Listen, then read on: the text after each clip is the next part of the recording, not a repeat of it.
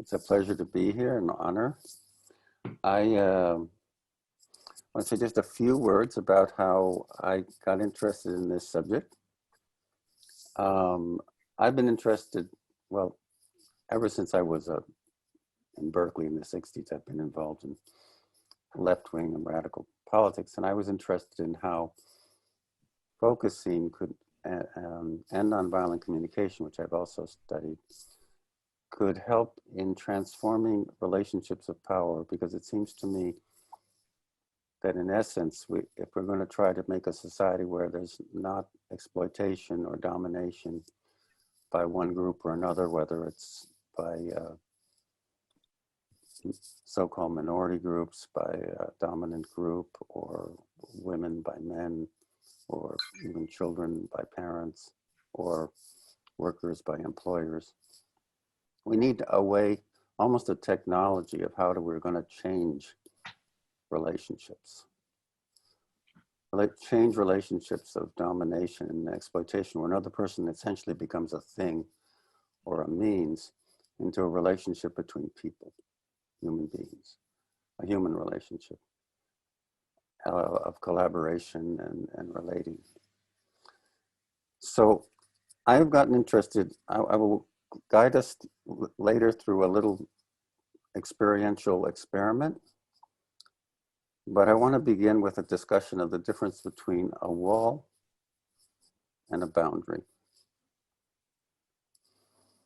And I'd like to start with people, everyone here taking a moment to sense what it's like. And I'm talking now about a wall that we set up to protect ourselves, to prevent ourselves from being violated in some way or from some kind of toxic effect.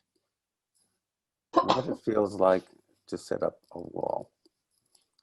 And then we'll go into a little bit of a discussion of how that differs from a boundary.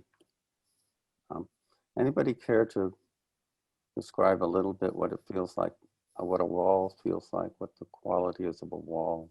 The first meaning that comes to me is, if I put up a wall, it means that I don't feel safe and that I don't trust that my boundary would be respected, which maybe in some cases may be true, but in lots of cases, it's maybe a panic reaction. Yes. That's a situation where you're not trusting that your boundaries will be respected, so a wall becomes necessary. And I think some of that distrust is assumptions that... And what does it feel like when you have a wall? Well, maybe there's some sense of feeling safe, but it's also closed in. Yeah. Okay. And it doesn't really relieve the distrust. I would say for me, it gives shelter from harsh conditions. So I find the safety within the wall because the harsh conditions are kept outside. So it creates a shelter. I resonate with all that has been said, and I would add that a wall for me also creates separation. Mm-hmm. So it separates me from whatever I needed to build the wall from. Right. It was shelter maybe or safety, but it also sets up a separation from us and the other person. Right. I just wanted to say that a wall feels very dense. There's this dense feeling, and then with a boundary, there's more fluidity of things coming and going. Yeah. More flow and a boundary back and forth. I think for me, I notice when I have a wall, I stop listening. And it's that feeling like I don't really want to hear this person, and I'm not listening. Yeah. Just the expression came right away, which is with the wall is you can't get me. So there's this kind of defiant F-off safety. And the difference, as others have said, with a boundary, there's a back and forth, from within the circle of the boundary can still connect. Yeah, and people have already started doing this. Maybe we can switch a little bit now to boundary and how some people have already started to say, let's maybe pursue that, how a wall and a boundary differ.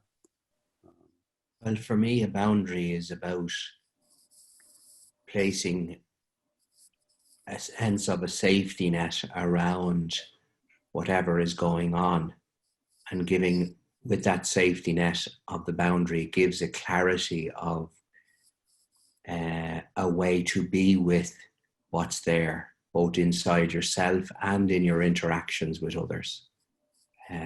Boundaries give security in my lens. In relationships. Yeah. So that would be in a sense, a wall too, but a difference would be. No, I wouldn't see it as a wall, Charles. I would see it as a way of seeing the space, that there's a boundary around what we can step into and what we can step out of, and what's appropriate to step in and what's appropriate to step out. I think it can be a real guide in terms of managing our interactions. Right. I was just saying that a wall and a boundary might have in common that they create safety, but they do it in a different way. And the safety of a boundary allows for more back and forth, more flexibility, more interaction. In a boundary, I associate it to frontière, French. I'm not sure how you pronounce this in English. Frontier. Frontier. So I see it also as if I and the others in the other side are not able to be in communication, there's also some other forces maybe that could help protect.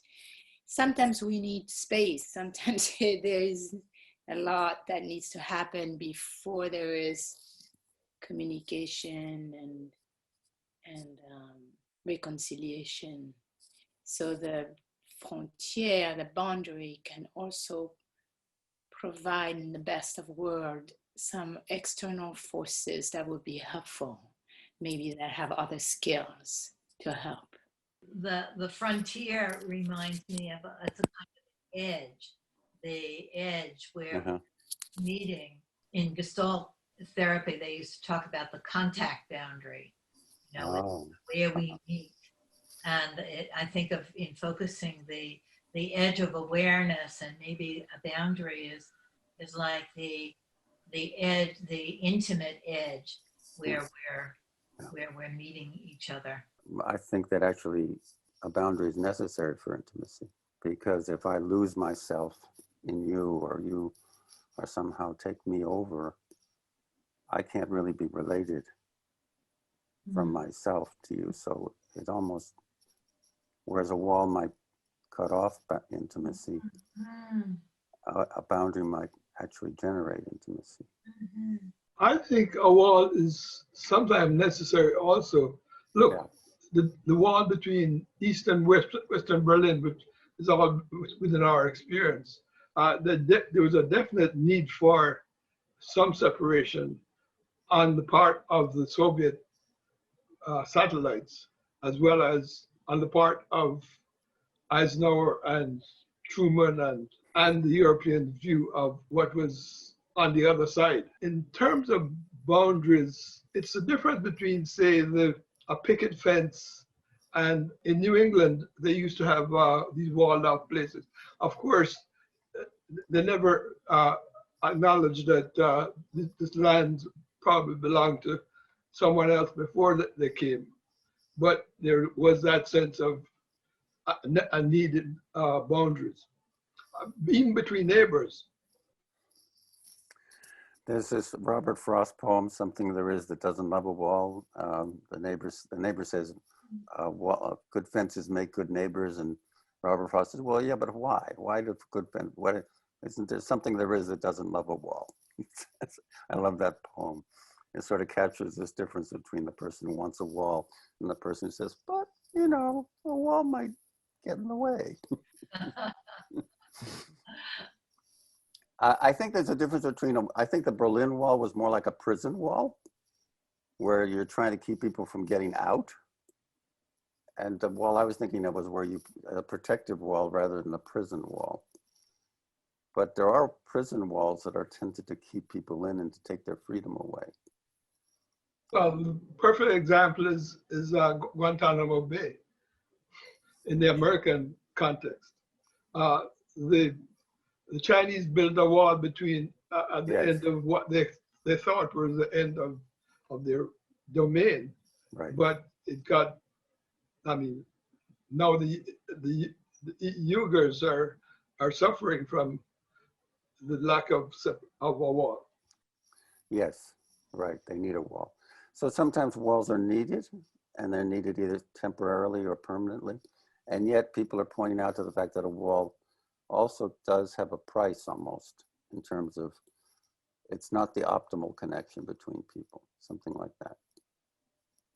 But it may be necessary with situations where the relationship's too toxic or too violent or whatever. Well, you know, the latest thing of the war between Mexico and the United Trump's wall. States. Trump's wall. Yeah, yeah.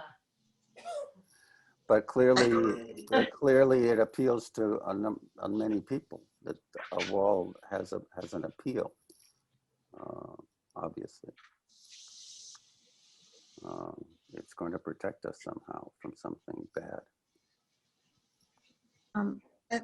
I'm trying to think of how walls and boundaries are related to a sense of power or control. And I'm thinking like a wall, it's almost like a false power. You think you have control. And so when you're vulnerable, I think you tend to put up the wall because you think you have power. But it's like the opposite is true.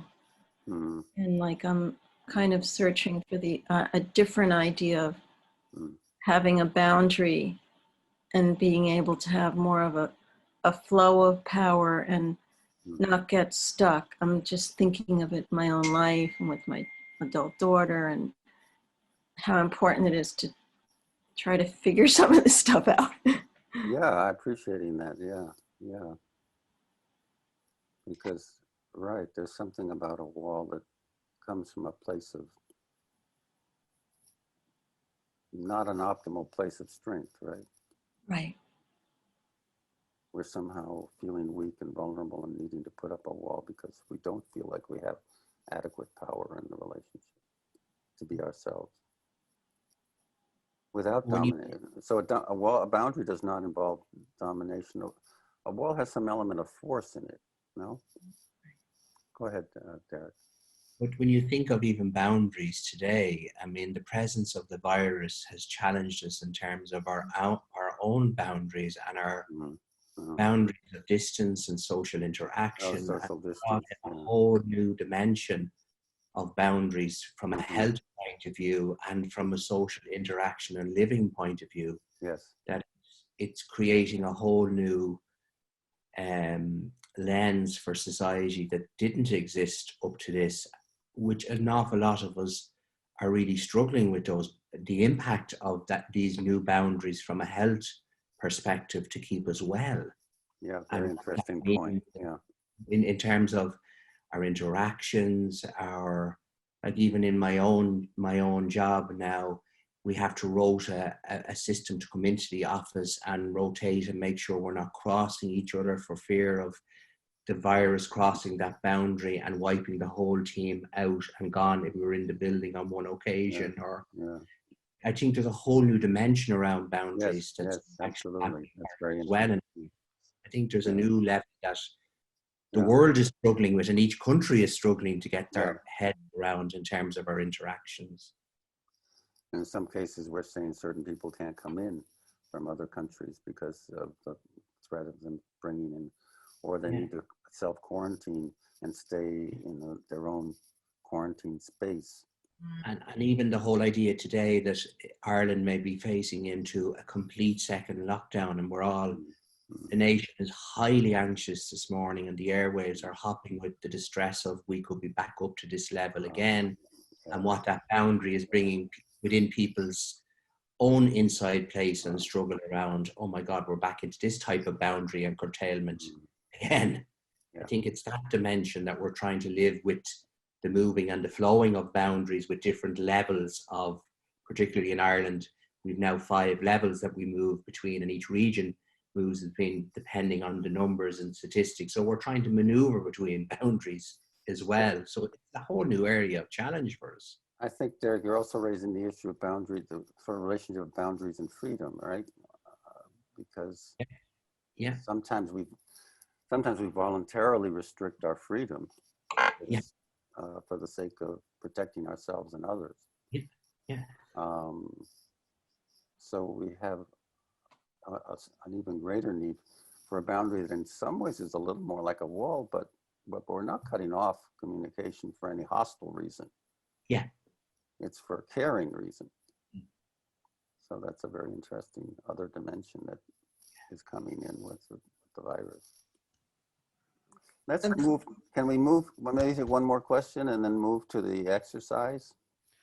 I just wanted to say that I like the idea of the walls in New England, because I think about the walls in New England. There are these stone walls. Right, the stone walls. The stone usually, and they're from the farmers, and they're not too high, so you can really see the other land and the other person. Where the wall, it's just metaphorically, you can't see over the wall or the fences, you know. Whereas there's something gentle about. It's more of a marker than right. in a way, or a marker of a. You can step over those stone walls fairly easily. Okay. Say something here? Yeah, go on. Just what strikes me is that for me, a wall is a place, well, a boundary is a place where there's much more nuance and complexity. And a wall kind of takes that away. And I think sometimes that's why people go for walls. They're so much easier. I think the lockdown was more of a wall for us. And in many ways, it was easier than what people are grappling with at the moment. But I think even in relationships, we have to go into the whole area of nuance and complexity with boundaries. And of course, it's richer and more meaningful, but it's also much more challenging, I think. Yeah, that's very interesting. I think, sort of Jean Genlin's edge and the implicit intricacy that's at that edge, and how that there's an intricacy to our relationships that is cut off by a wall. So yeah, I think but yet that's a little harder to tolerate sometimes, the uncertainty or the lack of the ambiguity. Yeah. That's implicit in a bound, sometimes in a bound. We can't always have exactly sharp boundaries. There's more of a fluidity. Right? So yeah, that's a very interesting point. I was thinking one last thing about a boundary, that I think boundaries feel good and walls don't always feel so good.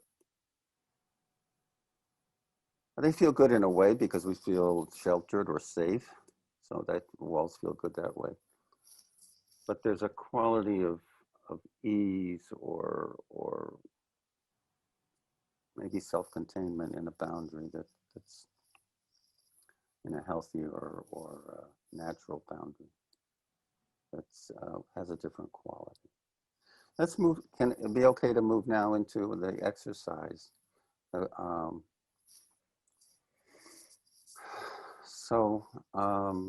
like to invite everyone to just take a moment to settle. You can even maybe turn off the video if you like.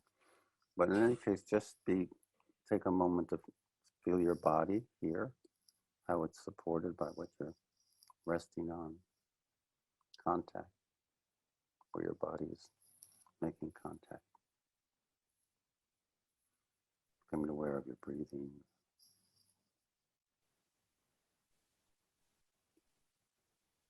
And I want to invite you to recall or imagine, but ideally recall, a situation in which another person was exerting some kind of pressure on you, or where you felt pressured. And I want to, not something traumatic, not something like you were being held up, mugged at gunpoint, or some violent assault, but just something like somebody asks you out for coffee and you don't really quite want to do it for whatever reason. and you feel pressured. You feel like you're sort of being pushed to give in.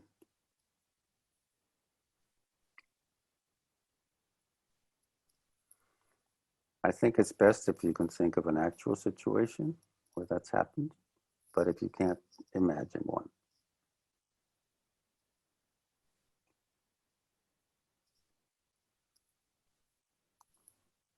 And when you have the situation,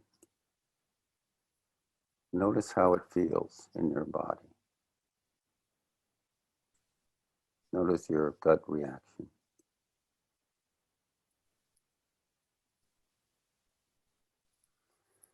You might feel anxious because you feel like you somehow must comply.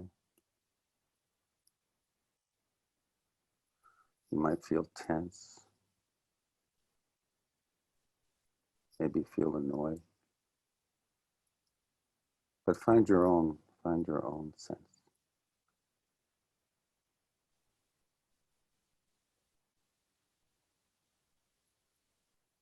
Maybe there's an image that comes.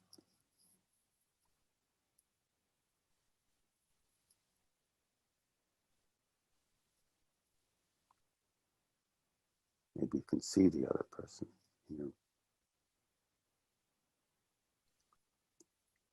And once you have the physical sense of being pushed or pressured, take a breath.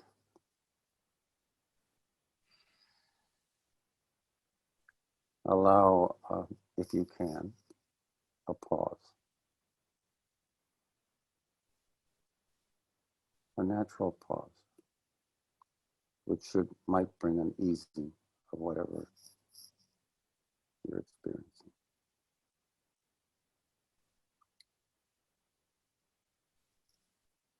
And notice if in doing that, you begin to sense a bit of distance or separation from the situation. And that you're able to find in yourself a bit of space. Maybe not a lot of space, but a little.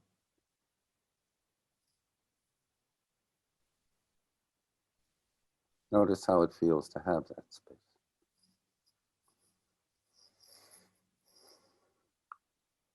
Maybe your breath gets a little easier.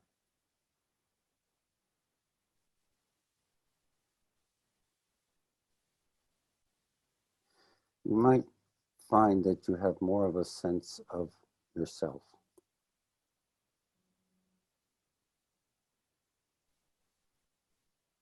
Like, I'm here.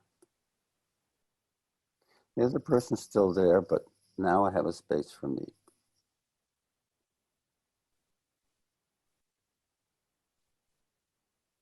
A gentle space.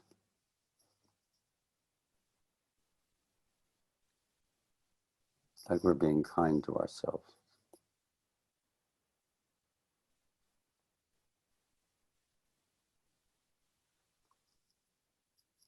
You might be more aware of what your needs are in this situation now. Then your needs can come into awareness. You may have more clarity about what you want or don't want.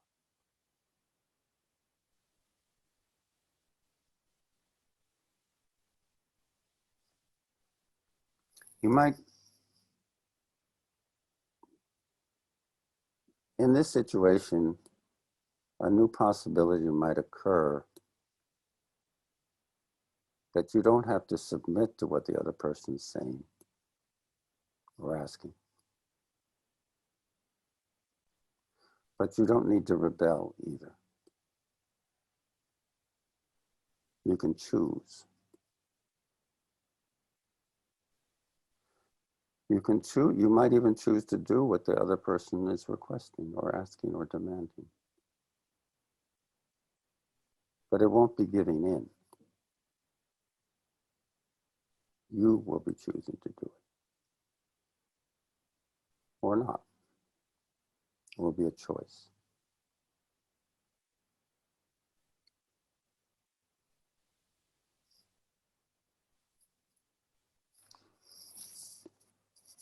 And you might sense if in this situation what you need is a wall,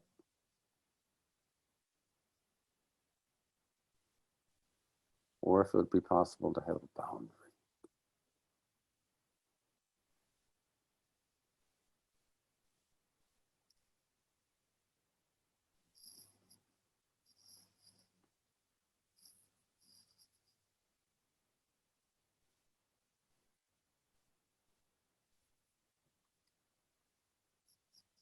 In this space that you now have, you might find it possible to find a step.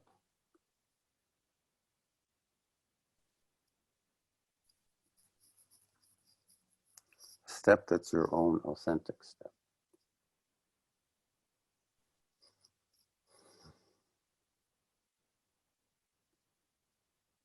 You may even have a new sense of possibility that you didn't have when you felt caught in that relationship of being pushed. There could be an expansiveness and a sense of possibility.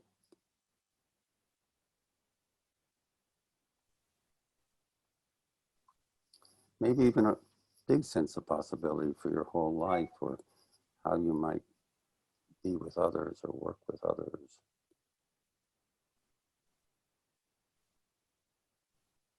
But even if it's not quite that, it's just enough to have just gotten a little bit of distance.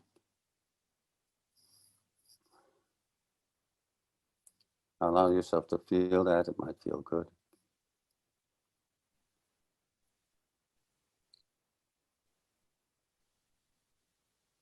You might have a word that describes that feeling, or an image.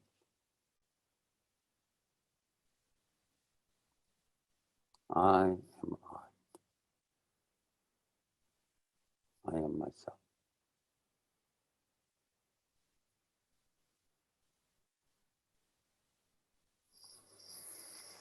And when you feel ready, you can come back into our space here together.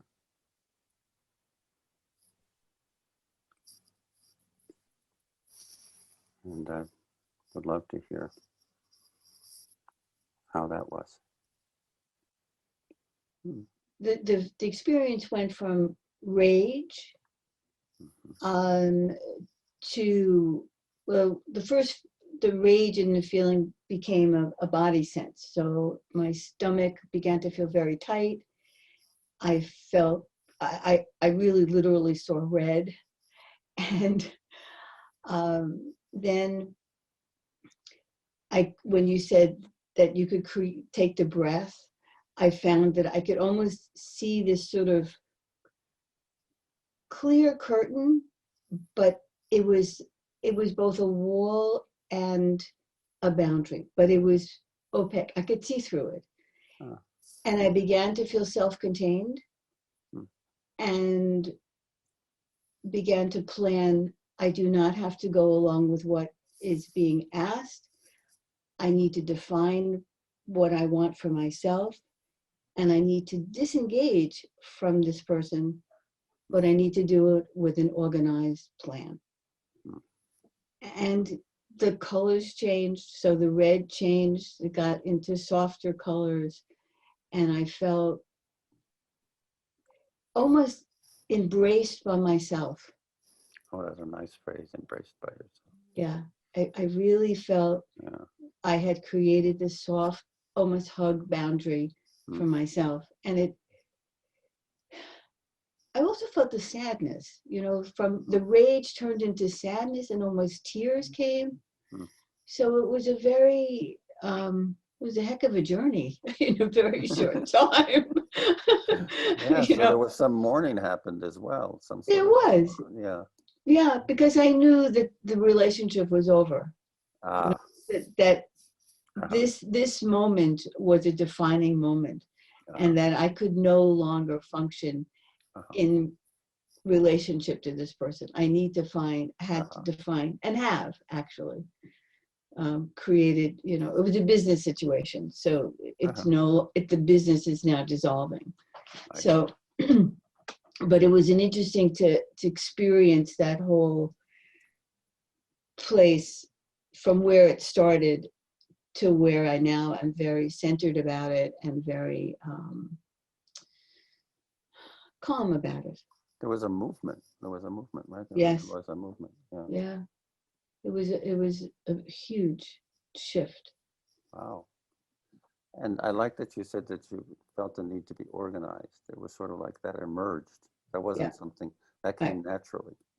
Right. I needed a game plan on how to move away and how to create my own boundary and how not to be immersed in the rage. I could not live in that red zone. I needed a softer zone. It was not a place I could function any longer. But you got some clarity. Yeah, I do. Wow. Nice. Thank you very much. Thank you. Anyone else? You know, I wanted to say that energetically it went from rejecting the other to accepting myself. Yes. That was a big difference. Mm-hmm. Very interesting, yeah. Mm-hmm. Very interesting, yeah, how it goes from focusing on the other to then we go more, no, but it's really about me more, right? This is really about me and my needs, not so much the other. The other. Right. I felt that it was a reclaiming my own agency in the situation. Mm-hmm. And understanding that for the first time. This is an ongoing, repeated request for things from an old friend. And I at first felt like I had not a sort of flimsy shield that came up over my whole torso. And then that went away and I felt softer, very much softer, but more in charge. What a nice combination, softer and yet more agency. Yeah. I was thinking of a meeting I'm invited to tomorrow that I didn't really want to be part of. And I was thinking what somebody said about boundaries being more nuanced, more complex than a wall. Mm-hmm. And then I was thinking, okay, I don't have to share anything I don't want to share about myself. Mm-hmm. And then my attention went more to being curious where the other people are at the moment, mm-hmm. and just acknowledging that I really don't know. Uh-huh. And then wow. I can be curious about them, right. And I can also be attentive and curious about how much I want to share, but not based on what I'm thinking about those two people right now. Uh-huh. But from what's actually happening in the meeting. Wow. And there's so much there, Robert. Yeah. Let me see if I get it, some of it, because, well, first of all, you had more of a sense of choice. Right. You didn't have to speak. Then you could shift to being curious about the other person, right? So you're less defended, if I might say something like that. You're able to not say, I have a choice here, I don't have to. And then that opens up the possibility for you to be curious. Also for myself. And I imagine that's freeing to then shift the attention. This is interesting in a way. In this case, shifting the attention to the other is kind of freeing. Right? And it actually feels good to step into the situation. Right. Even having those thoughts of what it's going to be like, which may not be true at all. Might not even be true. Might be your imagination. And yet there's you're stepping in with freedom. You're stepping in with a sense of your own agency, as somebody said, or your own sense of, right? Right. Yeah. Interesting. Thank you. Mm-hmm. My experience was sort of similar in a way. I was thinking about a friend who was expressing a political view with a kind of stridence and intensity, a demand for me to sort of argue. And my feeling of being pressured to agree and feeling like there was no room for me to think about or recognize my own, where I would go with that view. And it felt like I just wanted to get away, or I wanted to make this demarcation. I'm not you. I have my own way of thinking about it, and you need to give me space to have my view. And that, of course, wouldn't work because there was the interpersonal pressure and the feeling like, well, if you don't agree with me, then you're against me feeling. And as I was feeling into that, I recognized that what was needed for me, and I didn't have that in the moment, really, was to refuse the invitation to fight and to recognize that there wasn't going to be a dialogue in that moment, and just to reflect, because if I just reflected, then I could calm the situation down to either maybe have room to have more of a dialogue, or just calm it down and we weren't going to talk about this in that moment. So the agency was the agency of, oh, I can reflect here, and that's not giving in. That's just recognizing this that needs to be recognized, and that there's a kind of agency and empowerment, like you're going to the meeting, Robert, rather than putting up a wall and saying, oh, I feel beaten up by this person. You had a sense of what was possible in the situation, right? Yeah. And that's something that you had been struggling for, wasn't quite possible in that moment anyway. Right. Yeah. Interesting. It seems to me, if I think about this from a interaction dynamics perspective, when I have a wall, the myth is that I'm separate from the wall, when in fact I'm actually merged with it. And in being merged with it, if I go to try to interact with the person, I get nowhere because there's the wall and I'm merged. What you invited us to do through pausing was to move to a place of self and presence. And moving to that place, I get unmerged from the wall, and creating a boundary becomes possible. That's right. No longer merged. There's an opportunity to move from a place of ultimate security, which is our self and presence. Yeah. And moving from that place enables all kinds of possibilities. And I think that's where the boundaries can be created. But as long as I'm merged with a wall, the dynamics just are not going to go anywhere. Yeah, so you're kind of stuck with the wall. There's no flow. There's not the flow that there is with the boundary. Merged with it, you're stuck. Yeah. A question that came was, how do I put up walls? And in my personal exploration, healing, whatever you call it, and what I really saw with a new clarity now is one way I put up walls is by being helpless. Like something, a challenge, whatever that means, comes, and it's like, oh no, it's too much. I can't do that.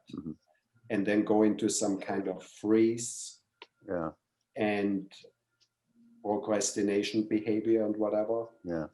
And to really see that as a wall. Yeah. It's just, wow. Okay. When we put up a wall, we're not coming from a position of strength, right? We're coming from a position of vulnerability, weak. And I don't like to say weak. Vulnerability isn't weakness, but there's some way that when we're a boundary, we're feeling good and strong and confident in our, right? There's a qualitative difference. Right. And then also, like in like working in myself, I also see the walls towards that bad behavior. And so I'm taking a lot of what I learned today into finding a better way to relate to myself and to whatever the different parts in me, how they relate to each other. So again, thank you for this meeting. Yeah, it's a pleasure. Thank you. So I had a sense of the boundaries as two different layers, and the strength, and in instances of time, the value of the softening of the wall over time, but that both had value at the start and now.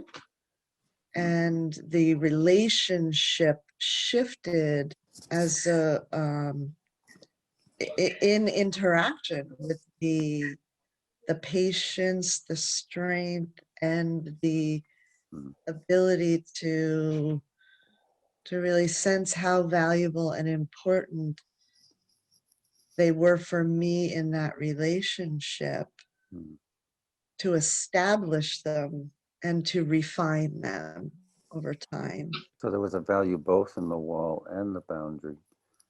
The wall might become almost first, but then gradually could soften. Is that what you're saying? Yes, over time. And that had value. Yes.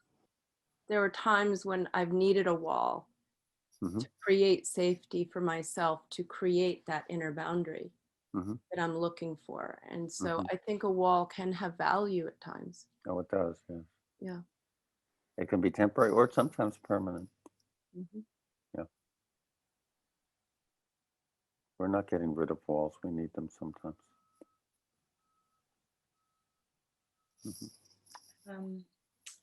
I came to associating space for me as a way of boundary. So it's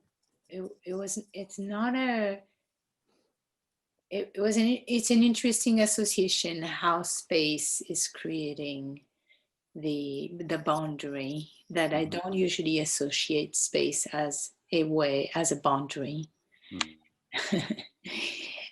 But space is what is the quality that I need to access within me in order to create a boundary, the appropriate or the boundary that works with my inner context and the outer context. And I just want to say out loud something that I decided, because each time I say it, I have said it, it seems like it has a great ripple effect. So I have decided to create it's an act of love, really, to create a week space per month, space from work, space from overscheduling or scheduling, and to see with time how I am able to create less and less, to create more and more space, less and less scheduled days. I am so curious, how would it be to be with this space, not on vacation? Yeah. And what to have that space is something that's there, right? In a way. Maybe in some ways the space could be there all the time. Space is there. If I don't overcrowd it with things. Yeah, and you cultivate it. Yeah. And the boundary then comes naturally. It isn't like you're forcing about the boundary. The boundary comes from the space, as it were. I think is what you're saying. Yes. Thank you. Yes. In creating that space, it also can be created in a physical way, like just really being conscious of not just stepping back on an emotional level, but also slowing things down physically. Like I notice I can rush and do things very quickly. And then when I just physically say, take a breath, slow it down, I move more slowly, and that in itself can create space. I just wanted to share that. I think that's very true. I wanted to add to that. I have a posture that creates space. Like my chin's tucked in and I'm more back here rather than leaning forward into whatever's happening. I feel like you're getting your own space by doing that, right? I can feel myself. Yeah. Yeah. I like the idea what was just said about taking a breath, because what I do notice is I will more become the petulant child to do this, and that becomes my wall, being the petulant child. So the breath, wow, that sounds that, and I'm going to try that next time, because this, it's a repeated thing that happens. Just to see if I can just presence what's going on before I just throw up the I won't. So in Buddhism, when we meditate, they often say, have your mouth turn up like yours right now into a little smile. So sometimes when I'm with someone else and they're going on, I do breathe, relax, and even smile a little. And like it relaxes the whole body and also feels like you're more present at the same time. So it occurs to me that you're sensing a new possibility, that you don't have to just immediately go to this, that you can take a breath or a little slow down or whatever, half smile. It's almost like, for me, in some way, the essence of to address so much of what's happening right now, also politically. And I was thinking the same thing, Robert, that it's so timely, and Charles, we so appreciate what you brought and how you're bringing it to us, and it really, I can feel how our community is being helped with just remembering how focusing can give us that ability to take a breath and a pause.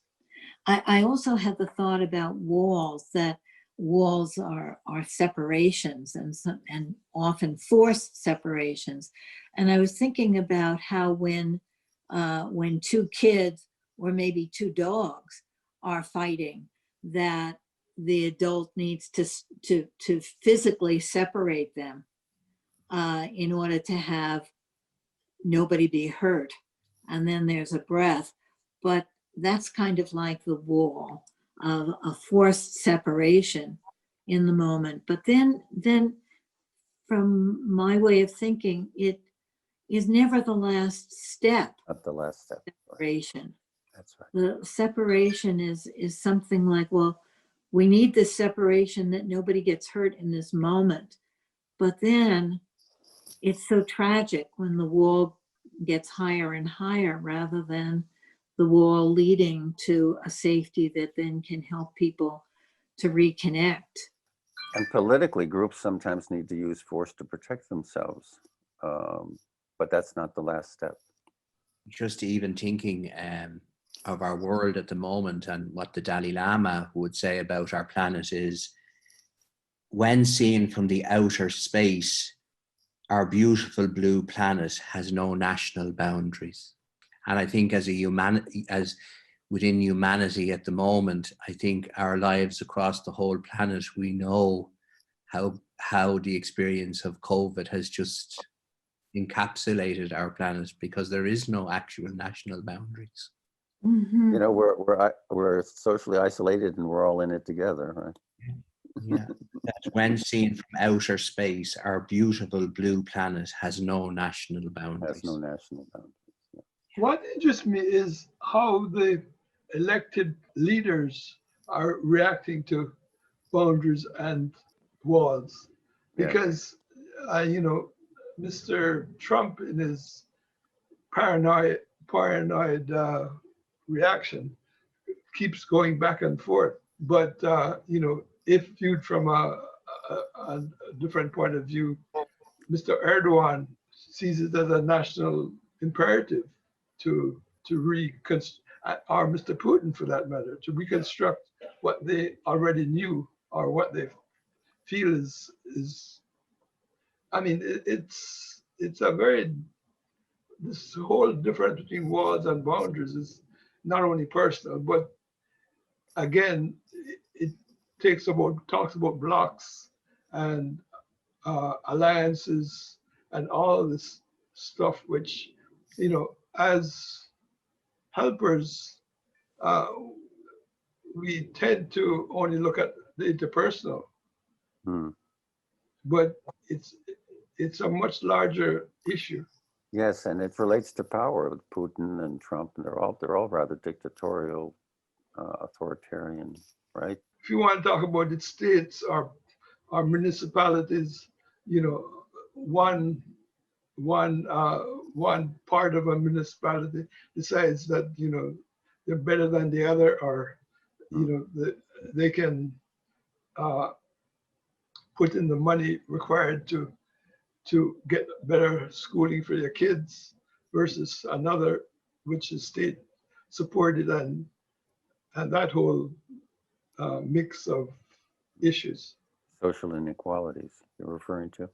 Yeah, I mean, it can be within the firm itself. Within the firm itself, yeah. Yeah, yeah.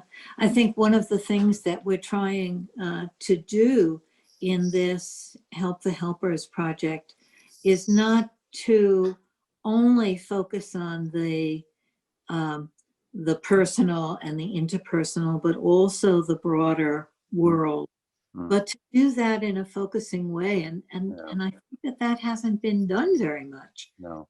Usually we go from the focusing inside, and then it's a big jump to go to the interpersonal. Yeah. And we're trying as a community to see if we can bring the felt sense to the larger social and political issues also. So I just want to again thank you so much, Charles. That's really been so helpful. Real and pleasure. I just wondered if Derek has a poem for us. I asked him at the last minute. The world doesn't belong to the leaders. The world belongs to all humanity, and that's the Dalai Lama. Thank you. Okay. Jesus said, blessed are the meek, but they should inherit the earth. But we're not going to have much of an earth if somebody ticks off a bomb. Good. Thank you for reminding us. Yeah. Charles, again, thank you so very much. Thank everybody for your participation. Thank you, Really. Charles. Very Thank you, Charles. You're welcome.